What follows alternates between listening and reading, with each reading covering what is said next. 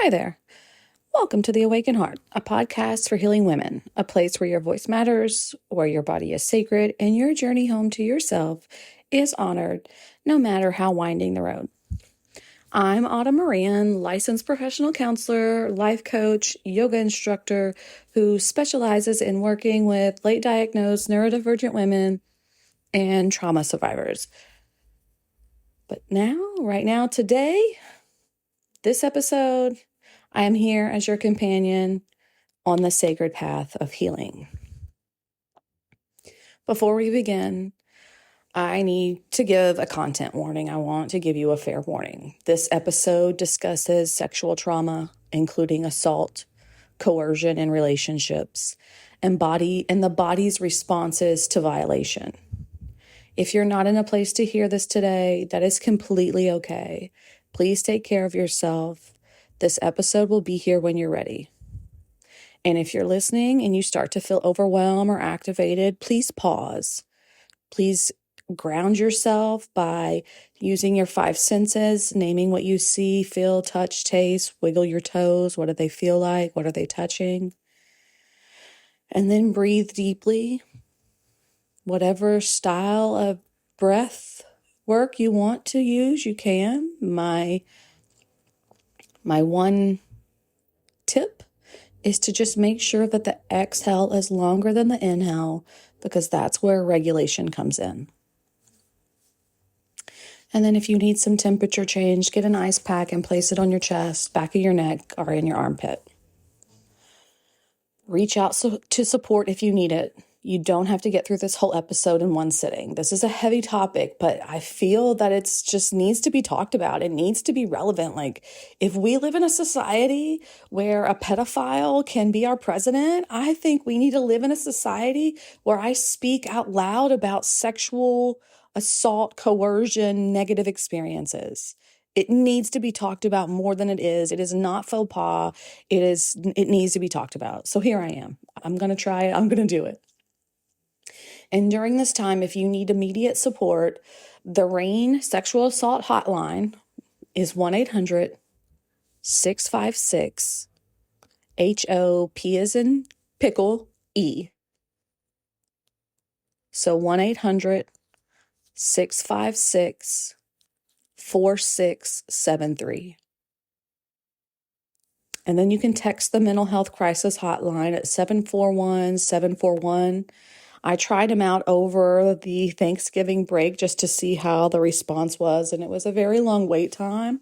So just a forewarning if that is the service you're using. I don't know why it's changed, but I tried it twice, and it was both long waiting times. Not saying not to use it, just want to give you a perspective of you may have to wait for a response. Okay, here we go. I'm diving in because today I want to talk about something that many of us, many of you, many women have experienced, but might not have the words for. Maybe not even had the opportunity to have processed it. Maybe you're not even sure if it counts as trauma, counts as sexual assault, counts as rape.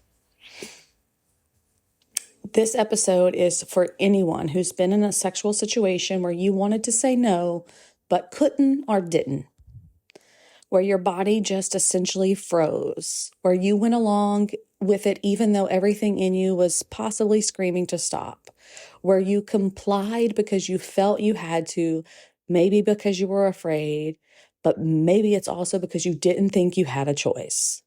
The implications of standing up for yourself, right?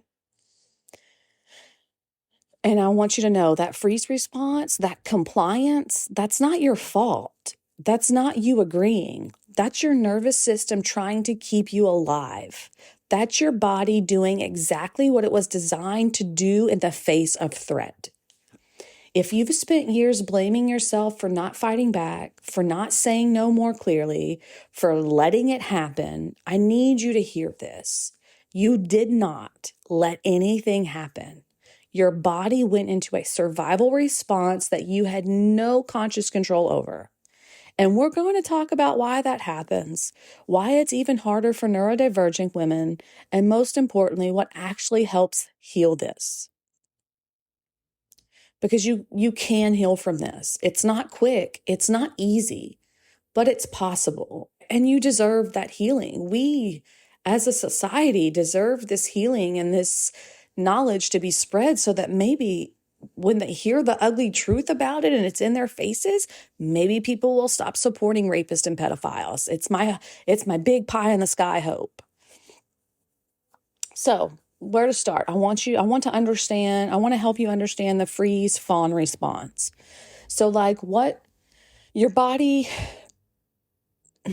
not your body, you've probably heard, right? Fight or flight when you're threatened. Like I went into fight or flight. Your body either fights back or runs away. But there are two other survival responses that just don't get the same amount of attention, and that is freeze and fawn. Freeze is when your body essentially shuts down. You can't move, you can't speak. You might feel like you're watching what's happening from outside your body. Time might slow down or speed up. And it's the same response we see in animals who quote unquote play dead when they can't fight or flee. Like a fainting goat, right? And fawning is when you become compliant, accommodating, people-pleasing in the face of threat. You go along with what's happening. You might even smile and seem okay. You're trying to keep the threatening person calm, trying to get through this situation by not resisting. And these are involuntary survival responses. I think this is very important for you to understand. This is not something you choose. I'm going to choose fight. I'm going to choose fawn. I'm going to choose freeze. These are involuntary responses for your survival and well-being. They're not choices you make. They are automatic reactions controlled by the most primitive parts of your brain stem and your limbic system. Your thinking brain, your prefrontal cortex is literally offline when these responses kick in. So when your brain perceives a threat, it does a rapid unconscious assessment. Can I fight this threat? Can I flee from it? If the answer to both is no, if you're overpowered, if you're trapped, if fighting or fleeing would make things worse, if you're a child with no power, or a young adult, or a young woman, if you're in a situation where you cannot escape, your nervous system will choose freeze or fawn. And this happens in milliseconds. You don't consciously decide, I'm going to freeze now. Your body decides for you based on what gives you the best chance of survival. During the freeze state, your muscles might be either limp or rigid. You might feel disconnected from your body, i.e. dissociating. You might not be able to speak even if you tried. Maybe the same thing with movement. Even if you tried, you can't move. You just are stuck. Time might feel distorted in some way. And once again, you might feel like you're looking from the outside. And your body might even respond physiologically, like arousal, even though you don't want what's happening. And I think that's last point, the arousal during assault is a physiological response. It is not consent. Your body can respond to, excuse me, your body, it can respond to physical stimulation even when you're terrified, even when you're frozen, even when you absolutely don't want it. That doesn't mean you wanted it. That doesn't mean you liked it. That means your body responded to stimulus while your nervous system was in survival mode. And during fawning, like I said, the people-pleasing, smiling and acting like it's okay, comply with what's asked, what they're asking you to do or what you need to do, might say things you don't mean. You might even initiate it to try to get it over faster. You essentially try to appease the threat to survive it. Most people who experience sexual trauma freeze or fawn. Research shows that the freeze happens in 70% or more of sexual assaults. But we live in a culture that expects fighting back, that asks, why didn't you just say no? Or why didn't you fight back? Which is so gaslighting, because as women, we're taught to stay small and not to go out at night and to be safe and watch our backs because men are scary. So, like, which one the fuck is it? Like, pick a fucking lane, society. Ugh. Anyways, so survivors spend years blaming themselves for a biological response they had no control over. And after experiencing freeze or fawn during sexual trauma, people typically experience intense shame, self-blaming. I didn't fight back, so maybe it wasn't that bad. I went along with it, so I wanted it on some level. Confusion about whether it counts as assault or trauma, right? Like, I froze. I said yes. I even smiled. I even told him it was great. You still didn't consent. It was a performance to stay alive. And then you might feel betrayed by your own body, like asking yourself, like, why didn't I do something? Why didn't I do something? And it may be very difficult, whether you're freezing or fawning, to tell others because you're afraid what happens, that you'll get blamed. And sometimes you question your own experience. Maybe I'm making too big a deal of this. And when other people respond with victim blaming, why didn't you just leave? Why didn't you scream? Why didn't you fight back? It compounds the shame and makes healing so much harder. Your nervous system chose the response that gave you the best chance of survival in that moment. Freeze and fawn are protective responses. They kept you alive. They kept you from being hurt worse. They got you through an unbearable situation. Your body did not betray you. Your body did its best it could to save you.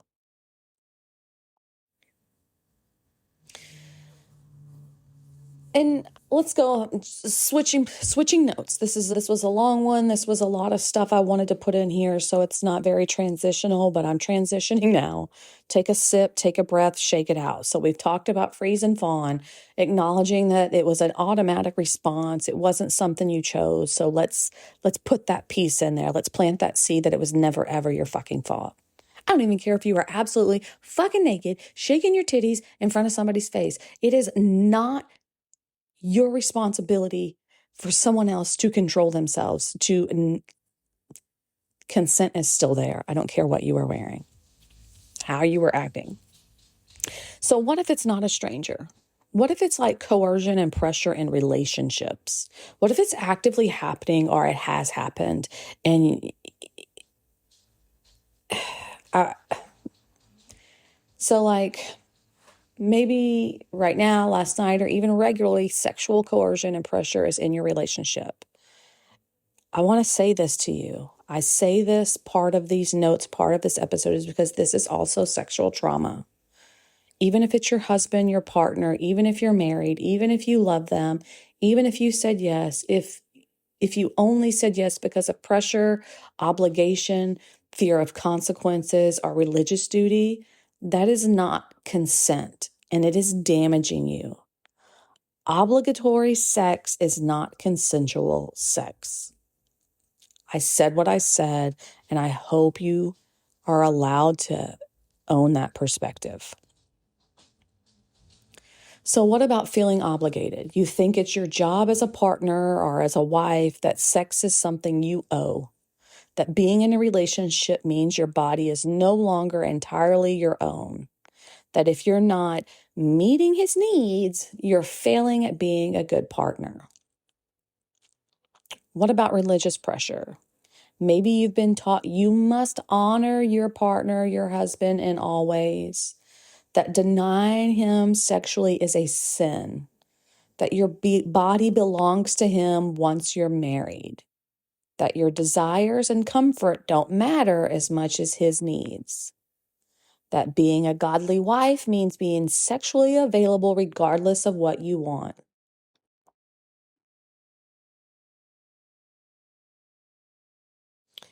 And depending on where you grew up and what kind of culture you grew up in, you might have the internalized message that your sexual boundaries don't exist once you say I do.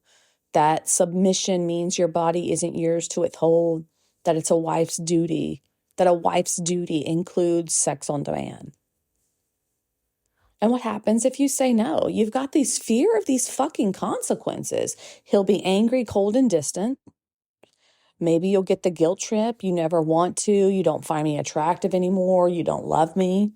Because sex doesn't equate love. Throw that out the bucket. Chuck that in the bucket, right? Maybe he'll accuse you of withholding, of being a bad wife, of punishing him. Maybe there will be pouting and sulking and you'll have to manage their feelings. Maybe there's passive aggressive comments for days. He might cheat or threaten to leave, be in a bad mood, make everyone in the house miserable. You'll pay for it in other ways, essentially, emotionally, financially, physically, in how he treats you or the kids. Like there's a consequence, a negative consequence. So what happens when that is on the table? It's easier to just do it. Saying no creates more problems than it solves. The path of least resistance is to comply, to go through the motions, to perform desire you don't feel, to leave your body and wait for it to be over. You might even initiate sex you don't want because you know he wants it and you're trying to avoid the consequences of saying no. You might go along with sexual acts that make you uncomfortable because you're afraid of disappointing him. You might lie and say you enjoyed it. You may fake an orgasm to make it end faster. You may dissociate during sex. Your body's there, but you're not. You might feel relief when it's over, not connection. You might dread any physical affection because it might lead to sex. This note has a star by it. The dreading physical affection because it might lead to sex. When you can't even touch your partner without it turning sexual. It is so fucking disgusting. Like, get control of your fucking emotions. Like, what the fuck? That's like you're held hostage because you're an emotional being, and physical touch is something that's really great. Hugs and snuggles. Like, we all need 10 hugs a day? Isn't that what I've read before? So like asking your partner for what you need, ideally just to feel good, to have a good quality of life, turns into a sexual act. If I was a dragon, I would be hot pink. And I would just fly around delicately and burn motherfuckers down that make people do things they don't want to, that hurt people. And you might start avoiding them at certain times because you know what they'll want. Same thing, right? It's all fucking, you shouldn't have to be held hostage. This is not right. And I don't say any of this to turn you away or to shame you or make you feel bad about where you're at. I just want you to know that I see you, I've got your back, and like whatever you need to do to get to where you need to be. And you might be asking, like, why are you saying this is all sexual trauma, even though it doesn't look like a rape? It's not assault. Because consent given under pressure, obligation, or fear is not true consent. It's compliance, it's survival, it's fawning. And your nervous system knows the difference between freely given yes and a coerced compliance. Your body knows when you're saying yes because you genuinely want to versus saying yes because you're afraid of what happens if you don't. And when you repeatedly override your own no, when you teach your body that your boundaries don't matter, that your discomfort doesn't count, you're creating the same trauma response we see in assault. Dissociation, freezing, shame, loss of sexual desire, difficulty assessing your own authentic desires. So you might leave your body during sex. You might go numb or shut down. You might feel like something's wrong with you. You can't find pleasure because sex has become associated with threat. And you can't tap into your authentic desires because you've learned to override them.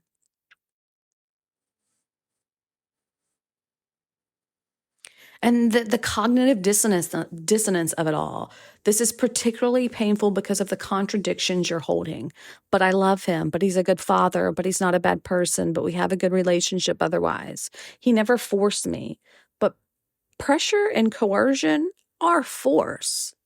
The absence of physical violence doesn't mean the absence of coercion. Other people have it worse, so you minimize your own experience. You tell yourself this doesn't count. It's not that bad. You should be grateful it's not violent. I chose this marriage. I chose this relationship. So you self-blame. You think if you chose him, you chose this, and now you have to live with it. Sometimes I even initiate.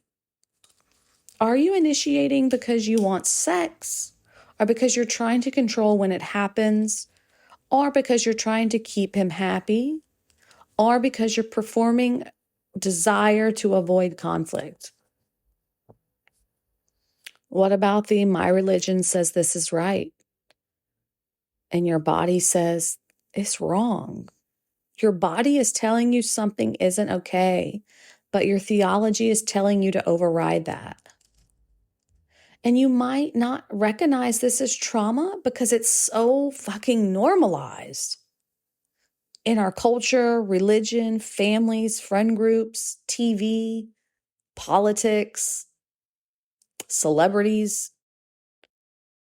This might be what everyone does. This might be what good wives do.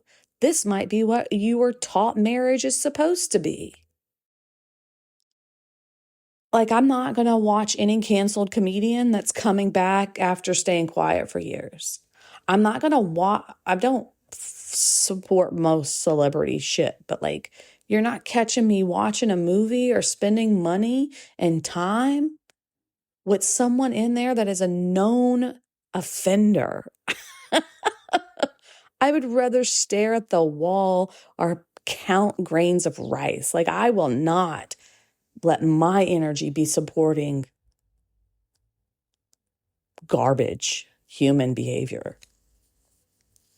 You might have been taught that men have higher sex drives and women just have to accommodate it.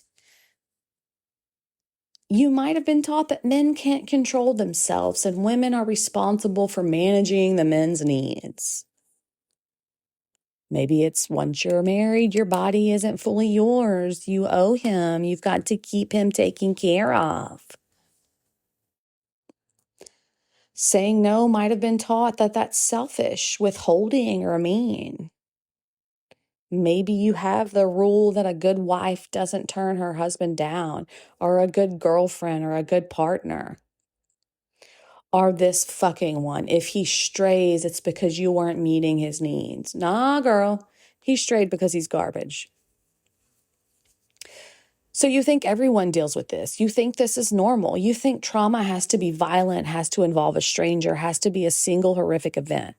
But this ongoing low-grade coercion, this counts. This is trauma. This is harming you. And when this happens repeatedly over months, years, and decades, I can't imagine you do nothing but dread, endure, get through sex. And maybe it's a chore, an obligation, a huge source of anxiety. Maybe you start avoiding any affection, physical affection, because like I said earlier, it's going to lead to somewhere. Sex may become about your partner's needs only. You forget that you're even supposed to have desires. You might not even know what you like anymore. And your nervous system learns that sex equals threat. Even if you want it, even if you remember a time when sex was good, your body now associates it with pressure, performance, and disconnection and violation. Even if you eventually leave this relationship, the healing will require of you to relearn that sex can be safe, that your boundaries can be respected, that your no matters, and that pleasure is possible.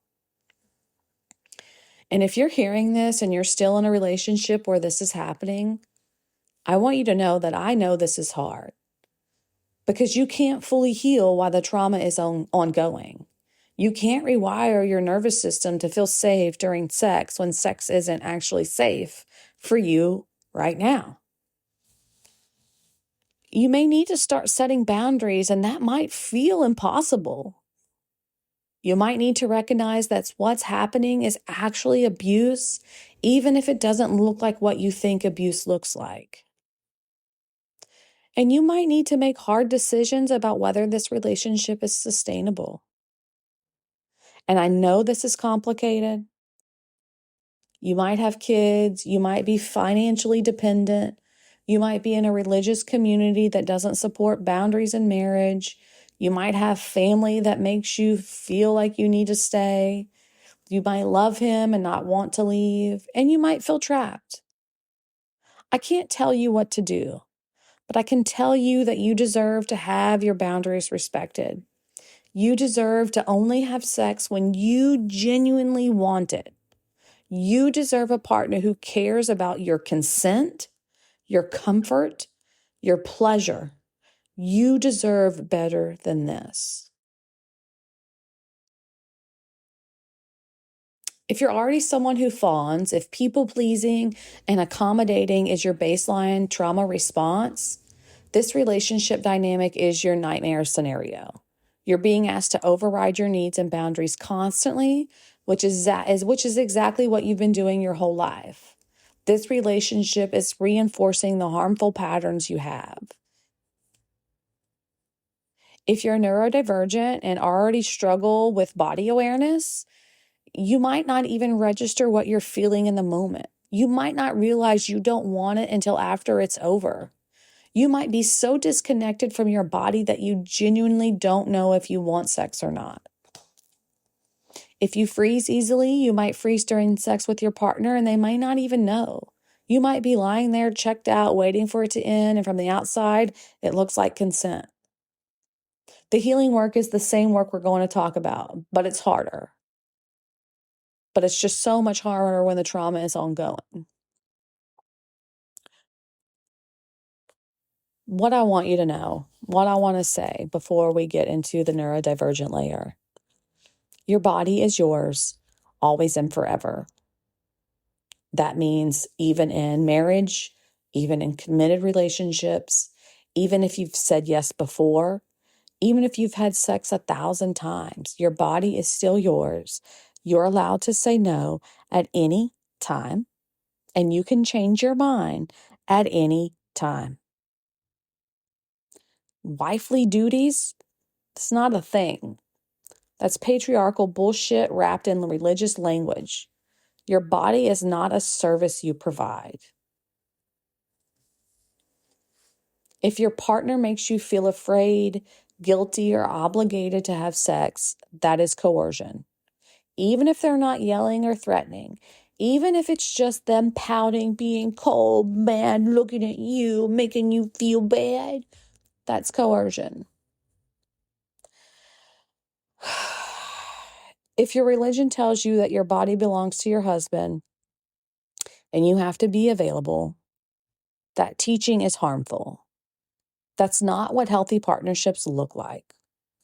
That's not what God wants for you. You can love God and still have boundaries. And my personal take on this is if you want to say the wifely duties, your body belongs to God, is love, is what a relationship is, then go to the Bible and read the definition of love. If your partner is following that definition of love, coercion would never be a factor. So don't let someone gaslighting you into abusing you or using you or being a piece of shit. You're allowed to want sex only when you actually want it. And you're allowed to leave a relationship where your boundaries aren't respected. And if you're not ready to leave, if you can't leave right now, that's fucking okay. I fucking understand. But you get to make your own decisions about your life. I want you to know that what is happening isn't okay. It's not normal. It's not what you have to live with. and that you fucking definitely deserve better. So what about the neurodivergent layer? Because if you're autistic or ADHD, you might struggle with the ability to sense what's happening inside your body. You might not recognize early warning signs that something feels wrong or off. You might not notice your body tensing, your heart racing, your gut saying no. You might not realize you don't want something until it's already happened until afterwards. And you might have trouble distinguishing between like physical sensations, like being able to tell if it's arousal, anxiety, discomfort. Like you genuinely might not know. Reading social cues may be a difficulty. You might not recognize predatory behavior, manipulation, gaslighting, grooming, love bombing. You might not pick up on the subtle cues that someone isn't safe. And earlier I said it, like as a neurodivergent, a lot of the time, especially neurodivergent women, fawning and people pleasing are a baseline, can be a baseline. So like it's part of your life. It's part of your survival strategy to fawn, to people please. It's like your default. So when you're in a sexual situation and you want to say no, you might not even have access to that no because you were taught that it doesn't count. You were taught that you needed to be polite. You were taught that it just didn't matter. And then you might have difficulty identifying and naming your emotions. So in the moment, you might not even know how you feel. You might not be able to access the words of saying, I don't like this or this feels wrong because you can't identify the emotion. So you just kind of tell yourself to go with the flow. Don't be difficult.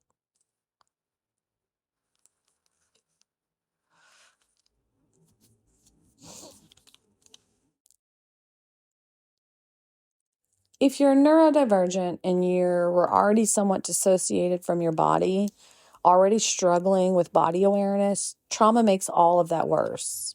So you become even more disconnected. Your body feels more of a mystery or of a threat.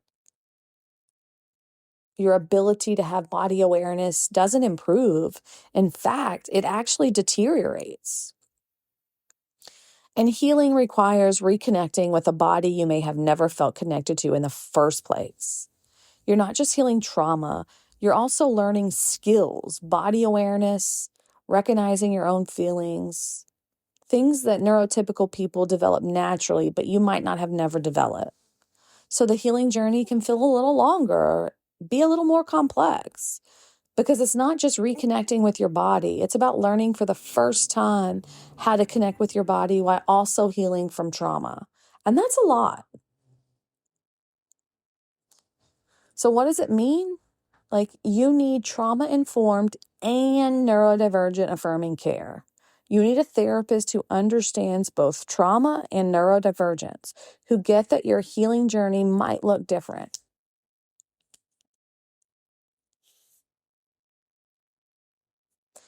Give yourself time. Take as much time as you need to heal. You're not a failure if it takes a lot of time.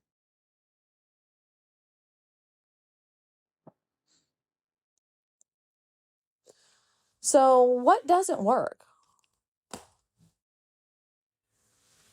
So before I get to like what actually helps, I want to be honest about what doesn't work because a lot of people spend years trying things that aren't sufficient for healing sexually.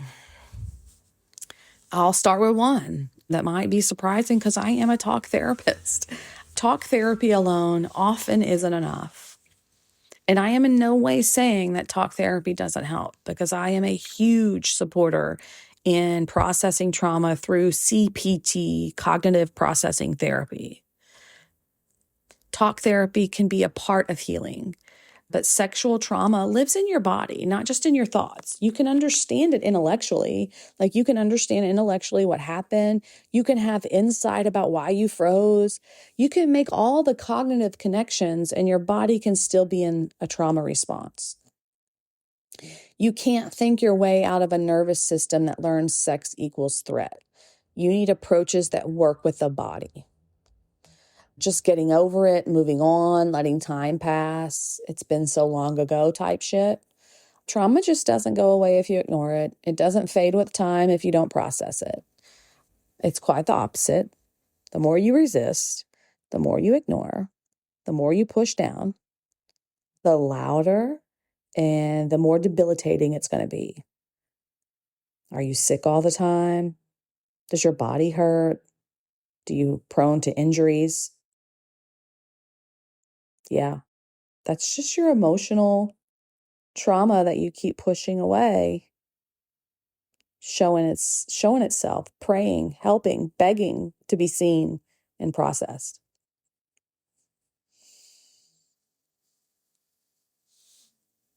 You can't just decide to move on. You have to actually heal.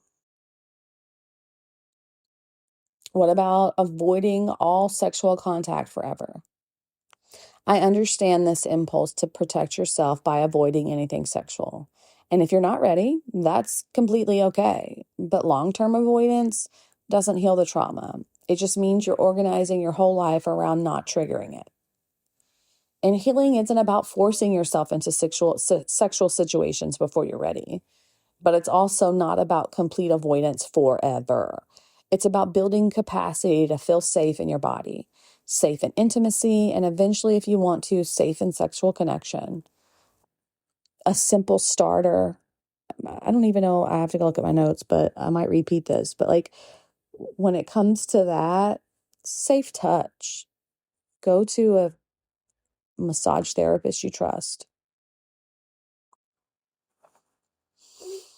What about pushing through, forcing yourself into sexual situations to prove yourself you're healed?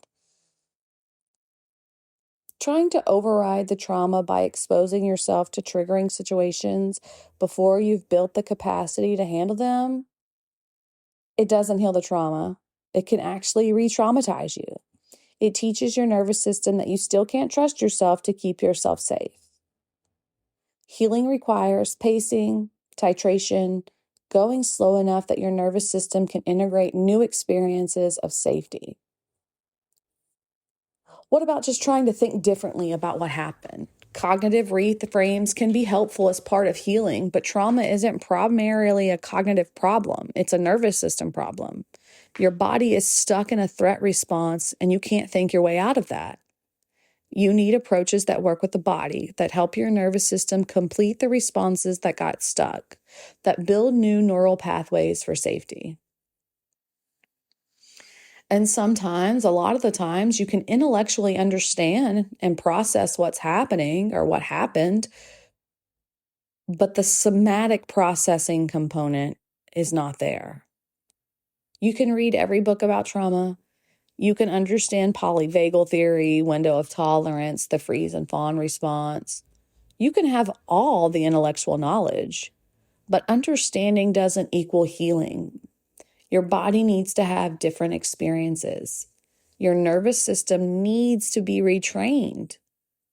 Knowledge is necessary, but that's just the beginning. So what actually helps? What evidence-based approaches can I share with you today? Here we go. First, the foundation. I've said it a few times, but it's very important. I talk about this all the time. I don't know what other people talk about, but I talk about this all the time because I'm a therapist that works with trauma and neurodivergent women. But first things first, nervous system regulation. Before you can process the trauma, you need to regulate your nervous system. You need to be able to tolerate sensation, emotion, and activation without getting completely overwhelmed or shutting down entirely. This is called building your window of tolerance, the zone where you can feel things without being flooded or numb, without jumping out the window or shutting it closed. For trauma survivors, especially sexual trauma, the window of tolerance is very narrow oftentimes. Small triggers send you into hyperarousal, panic, anxiety, activation. Or the opposite, hypoarousal, which is shut down, dissociation, and numbness. And healing requires gradually widening that window, learning to pendulate between activation and settling, building capacity to feel without being overwhelmed. So, this can be done in a few ways. Somatic tracking. This is essentially noticing sensations in your body without judgment, checking in with yourself, relaxing yourself, noticing how you feel in the body when something comes up. One of the very first things, this was,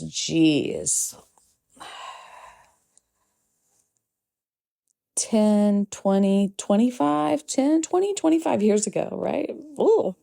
When I was on my young journey, the first somatic stuff that I started to do when I would check in and try to train my body and regulate my nervous system was, no matter where I was at, but especially in my car, I would check in with my shoulders, make sure they're not up in my ears. I would check in with my jaws, my teeth. If my teeth were clenched together, my jaws are clenched, I would release. Check that tongue. Is it like forcefully pressing against the back of your teeth, the roof of your mouth? It's supposed to be like on the roof of your mouth, but lightly touching, not pressing in, not thinking hard. And then I would take 3 deep breaths. Grounding techniques, anchoring yourself in the present moment, whether that's with breath, whether that's by using your 5 senses, whether that's by taking off your socks and shoes and walking on the ground, the grass, the dirt, the sand, taking a walk. And then there's breath work. So gentle, not forced. My tip here is inhale deeply, but let that exhale be longer than the inhale. And try to exhale out of your mouth. So it'll be like a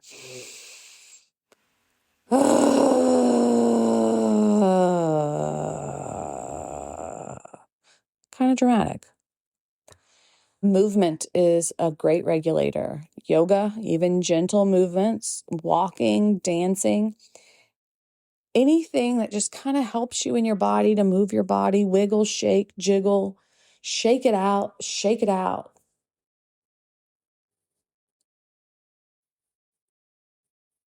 You can't process trauma without the nervous system regulating foundation. So if you're working with a therapist and they jump straight into talking about what happened without building regulation skills first, that's not trauma informed. Some evidence-based somatic approaches, EMDR, eye movement desensitization and reprocessing, is one of the most well-researched treatments for trauma. It uses bilateral stimulation, usually with eye movements, but also can be with tapping or sounds while you process traumatic memories. It can be good for sexual trauma healing in that you don't have to talk about the details out loud if you don't want to. It works with your part of brain where the trauma gets stuck. It helps reprocess memories so they're less triggering. It can work relatively quickly compared to traditional talk therapy. EMDR has specific protocol for sexual trauma. So if you have an EMDR therapist or someone who claims EMDR and you're doing it specifically for sexual trauma healing, make sure they have that component, that specific training in EMDR. Somatic experiencing. It's based on the idea that trauma happens when the nervous system's natural response to threat gets interrupted. So in sexual trauma, the fight or flight response can't often complete. You can't fight back, you can't escape, so that energy gets stuck in your body. So somatic experiencing tracks the sensations in your body. It helps you complete the movements, actions that get interrupted, maybe in small, safe doses. It also works by discharging the activation that's stuck in your system, rebuilding your sense of agency and boundaries. Somatic experiencing is done very slowly, very carefully. It titrates the amount of activation so you're never overwhelmed. This is particularly good for people who dissociate easily. The book Waking the Tiger, I feel like it's a better version of The Body Keeps the Score. And there's a part in the book where he explains how he observed deer. And like, you know how you've ever seen deer like sit and graze and eat, but they sit up alert and then they go back down to eat. And when they go back down to eat, either their ears shake or their body shakes. Like you see some part of them like shake. They're shaking off that trauma. They froze and then they fought it off. They shook it off. They got that energy out of there. And they do it thousands of times a day. They regulate themselves thousands of times a day by shaking their body, by shaking their ears. So that's kind of like the image I have when I think about somatic experiencing, discharging what got interrupted. And then there's sensorimotor psychotherapy. This combines somatic work with psychotherapy. It focuses on body-based responses to trauma, how trauma lives in your postures, your movements, your gestures, your physical patterns. So you might track the impulses in your body, the urge to push away, to curl up, to run. You might complete defensive movements that got interrupted. You'll build body awareness in a trauma-informed way, and you'll work with the body's wisdom about boundaries and safety. This is particularly helpful for people who feel very disconnected from their bodies. Internal family systems, IFS for sexual trauma. This works with the different quote unquote parts of you. The part that froze, the part that's angry, the part that blames you, the part that just wants to forget, the part that's terrified. For sexual trauma healing in IFS, you get to know these different parts and what they're trying to do for you. You get to help the parts that are stuck in the trauma update to present time. You get to unburden the shame and blame that each part may be carrying. You get to access your self energy, your wise, compassionate, whole self. And this is particularly good for internal conflict that often happens with sexual trauma. The parts of you that blames yourself versus the parts that know it wasn't your fault. And there are body-based practices as adjuncts to therapy. These aren't trauma therapy on their own, but they support the nervous system healing. So trauma-informed yoga, yes, please. This is not regular yoga. Trauma-informed yoga is designed specifically for trauma survivors. It emphasizes choice, agency, and safety. It helps you reconnect or just simply connect with your body gradually. Somatic movement practices. This is authentic movement, continuums, rhythms, practices that help you explore movement from the inside out rather than copying external forms. So like this is like in a lightly based Cliff Notes way. This is kind of like when I often say, I want you to wiggle, jiggle, shake like you're a hippie under the full moon. Like just what comes to you naturally, not a prescribed performance or routine. Breath work, we've talked about breath work. It needs to be done carefully with trauma survivors as it can be activating. And that's why when I talk about breath work lightly here, when I'm not going into depth, I don't want to tell you to do a specific style of breath work because it might activate you. It might, in fact, make things worse. So if you're gonna use breath work and if you find that it activates you, use breath work as a secondary regulator. So first ground yourself. And once you feel calm and grounded in the present moment, then initiate the deep breathing. But either way you approach it, make sure that exhale is longer than the inhale. It should be helpful.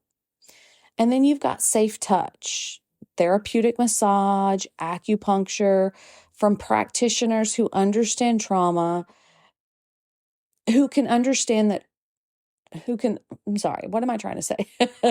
I'm encouraging you to get safe touch, like I spoke of earlier, when you're ready. massages, therapeutic massages, acupuncture from practitioners who understand trauma can help your body. They can help you learn that touch can be safe. And this is not for everyone and only when you're ready. But I find that, this is my take on massages, especially for single people, but especially for just people healing. We need safe touch. We need hugs. We as human beings need physical touch. And if you're not getting it from healthy people, or if it's just not feeling right to you, find a massage therapist or an acupuncturist or someone that does a good massage on pedicures and manicures, and just use it as your outlet to fill up your physical touch bank in a safe way. And all of these approaches may need to be modified if you're neurodivergent. You might need more or less sensory input. You might need more explicit instructions and less relying on intuition, a different pacing, accommodations for executive function challenges. So yeah, it goes back to my suggestion. You want a trauma-informed and neurodivergent affirming therapist or life coach. So what to look for in a therapist? They need to have specialized training in trauma, specific experience with sexual trauma, somatic body-based approaches, not just talk therapy, someone who understands your nervous system, doesn't push too fast, someone who explicitly states that they're neurodivergent affirming, and someone you feel safe with. And I want you to trust your gut on this. So if you get out of the session or in the session or the consultation and you feel anxious, you feel something other than excited, supported, validated, and heard, that's not them. Make another consultation with someone else. I've said this earlier, but this is not quick work. Healing sexual trauma typically takes months, years, not weeks. Progress isn't linear. You'll have good weeks and hard weeks. You might feel worse before you feel better as you start processing what has happened, and that's normal. So healing can look like widening that window of tolerance gradually, less frequent and intense triggers, maybe a better ability to be present in your body, a little bit of lessening the dissociation, more capacity for pleasure in general, not just sexual. Learn to have pleasure outside of sex and then touch that the last, right? Maybe you might feel more like yourself and you most likely will experience less shame. But healing does not look like getting over it completely. It does not look like never being triggered again. It does not look like going back to who you were before, because you're building a new version of you. It does not look like forgiveness. You do not have to forgive anyone to heal. And it does not mean that you have to want to talk about what happened. Some people do, some people never do, and that's fine. I want to go back to the forgiveness component, because there is this cultural narrative that healing requires forgiveness. And I'm going to tell you right now, my sis, my dears, that's bullshit. You don't have to forgive anyone who has hurt you. You can be angry forever if you want. Anger is valid. Rage is valid. Express it. Let it out. It's just an emotion like happy. Throw some ice on the concrete outside. Punch a punching bag, kick a punching bag, take a kickboxing class, scream into the abyss, scream into a pillow, punch your mattress, let it out. Healing is about you getting free from the prison of trauma in your body. It's not about absolving anyone else. Because what happened to you matters. It changed you. And you don't have to pretend it didn't happen or that it's fine now. You're allowed to still be angry about it. You're allowed to grieve. You're allowed for it to matter. Healing doesn't mean it stops mattering. Healing means it stops running your life. One of the core pieces of healing from sexual trauma is the connection with your body. But this can be terrifying because your body is where the trauma lives. Sexual trauma teaches your body that it's not safe to be in your body, that your body will be violated, that you can't trust your body's responses. So you learn to leave, dissociate, disconnect, live primarily in your head. But you can't heal trauma while disconnected from your body. You can't reclaim your sexuality, your pleasure, your sense of safety while living outside your body. So healing requires coming back gradually, slowly, in doses you can handle. Start with neutral sensations. Don't start by trying to feel the places where trauma lives. Start with parts of your body or sensations that feel relatively neutral or okay. Can you feel your feet on the ground? Can you notice your hands resting on your legs? Can you feel the chair supporting you? Start there. Notice neutral sensations without judgment. That's reconnecting with your body.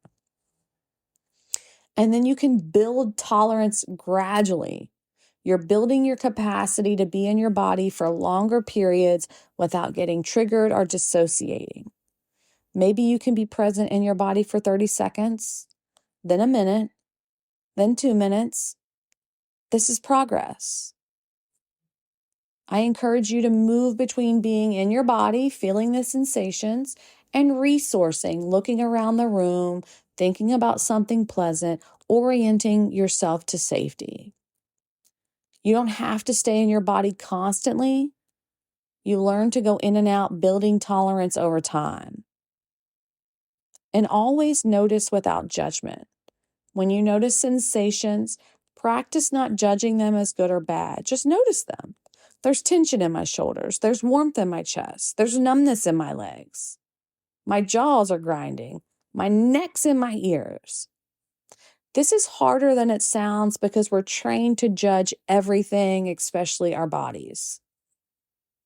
I'll say this ad nauseum because I am one, because I know it's beneficial, and I'm just a fan. Work with a therapist. This is not work to do alone. You need support, you need guidance, and you need someone to help you pace this appropriately. There's a fine line between processing trauma and re-traumatizing yourself. Processing trauma, you will feel some activation, but you can regulate it. You can stay present. You don't get completely overwhelmed. You can come back to calm. You feel somewhat more integrated afterwards. Re-traumatizing, you get flooded, overwhelmed, completely dysregulated. You dissociate or panic. You can't bring yourself back down. You feel worse after, more fragmented. Good trauma therapy keeps you in the processing zone, not the re-traumatizing zone. If your therapist is pushing you into overwhelming activation, that's not trauma-informed care. Slow it down, have a conversation to see if they can accommodate or if you need to find another therapist.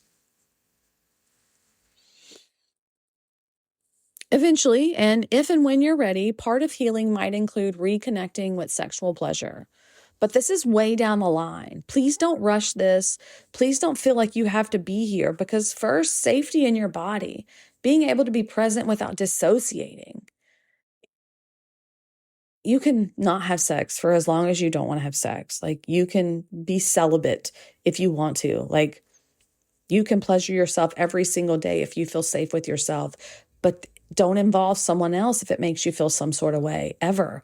Take your time. Do not let society make you feel like you've got to be on some sort of timeline. And once you're safe in your body, once you're able to be present without dissociating, then you can recognize what feels good versus what feels bad. And this might start with non-sexual pleasure, food you enjoy, textures you like, movements that feel good. And eventually you'll explore what feels good sexually on your terms, at your pace, with full agency and choice. Some people never want to be sexual again after trauma, and that's valid. You don't have to reclaim your sexuality to be healed. You get to decide what you want. If you do want to explore sexuality again, start alone, not with a partner, if that feels safe. Notice what actually feels good to you, not what you think should feel good. Practice saying no to yourself, stopping when something doesn't feel right. Build your sense of agency and choice and go slowly. If you're with a partner, you need a partner who can handle your no, your stop, your voice to say, I need a break. You need a partner who prioritizes your comfort and safety over their pleasure. You need a partner who understands that healing takes time and might be messy. You need explicit consent conversations before, during, and after. And you need a partner who will not pressure you. If you don't have that kind of partner, you're not safe enough to do this healing work in that relationship.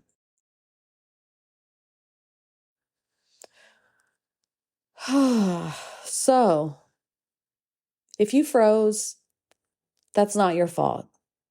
Your nervous system made that choice for you in milliseconds. You didn't let it happen. Your body tried to save you. If you fawned and went along with it, that's not consent. Compliance under threat is not consent. If your body responded with arousal, that doesn't mean you wanted it. Your body can respond even when you're terrified, even when you're frozen, even when you absolutely don't want what's happening. If you didn't fight back, that doesn't mean it was an assault. 70% of people or more freeze during sexual assault. Fighting back could have made things worse, and your body knew that. If you can't remember parts of it, that's normal. If it's affecting you years later, that's also normal. If you're angry, very fucking valid. If you're not angry, that's also valid. Some people feel numb, sad, confused, or nothing at all. There's no right way to feel. You don't owe anyone any fucking thing, especially you don't owe anyone your forgiveness. And you don't owe anyone details of what happened. And your healing gets to look however you want it to look. You're allowed to be still figuring it out.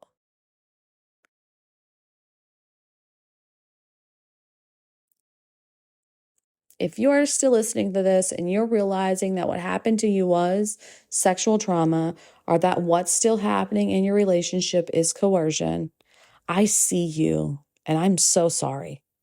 I'm sorry that happened to you. I'm sorry your body had to make impossible choices to survive. I'm sorry you've spent years blaming yourself for responses you had no control over. And I'm so sorry that healing is on your shoulders and it's so hard.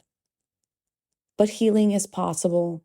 It's not quick. It's not easy. It's really fucking hard. But so is staying like this. So why not choose a hard path that will get you somewhere where it won't be hard? Choose your hard. Because you can connect to your body. You can feel safe again. You can build a life where you have agency, boundaries, and choice. Your body did not betray you in that moment. Your body tried to save you. And now, with the right support and the right approaches, you can help your body learn that it's safe now, that the threat is over. You do need support for this. Please do not try to do this all alone. Find a trauma therapist who specializes in sexual trauma, who uses body-based approaches, who gets it. If you're in a relationship where coercion is ongoing, please consider whether you're safe enough to heal there. If you're not ready to start this healing work yet, that's okay too. But today, maybe you just needed to hear that it wasn't your fault, that your freeze response made sense, that you're not alone. You get to take this at your own pace. You get to decide when you're ready. And whenever that is, healing will be right there for you. tough shit. I could sit here and ramble. I'm at an hour and 4. They've been getting longer since I've been off the social media. I have more bandwidth and time and creativity. And I just want to say, I've said a lot. And I want to make sure that I don't minimize the fact that this is hard. Feeling it, living it, waking up, dreams, thoughts, triggers, avoiding things just to not have a trigger, tiptoeing, eggshell walking, gaslighting yourself, being gaslit. The list could go on of how crappy it feels to have unhealed sexual trauma. Please get help. Please reach out. Please find a support group if financial component is problematic. I'd love to hear from you, my dears. If you got a question, please message me. If you want to help more women hear this episode and support me by helping this podcast grow, please share it with someone. Please talk about it. Please comment, leave a review, because this will help me show up in searches, I think, and word of mouth, right? You can sign up. No, you can't sign up. You can comment, you can message on whatever platform you're on. And if you're a YouTuber, I'm on YouTube now. I'm not on video. It's a static image of the cover art of each episode. But hey, baby steps. I'm getting there. One day I'll put my face up there and I'll just record myself. But right now, I record on the fly. A lot of the times I need the accessibility to just do it where I'm at. All right. You want to work with me? If you want to heal your trauma and you're the state of Texas, reach out to me. Let's navigate your trauma. If you're a late diagnosed neurodivergent woman who is ready to unmask, I am your life coach. I am happy to be your life coach. If any of this sounds good to you, click on the link tree in the show notes and fill out the form for a free 15-minute consultation to see if we're a good fit. Until next time, my dears, I want you to know that I want you to take gentle care of your awakened heart. You deserve gentleness, you deserve healing, and you deserve peace. You don't have to figure it out all alone. I'm right here with you every Wednesday and Friday. May you be happy and free. May our healing ripple outward to bless the world with happiness and freedom. Take care of you, and I'll see you soon.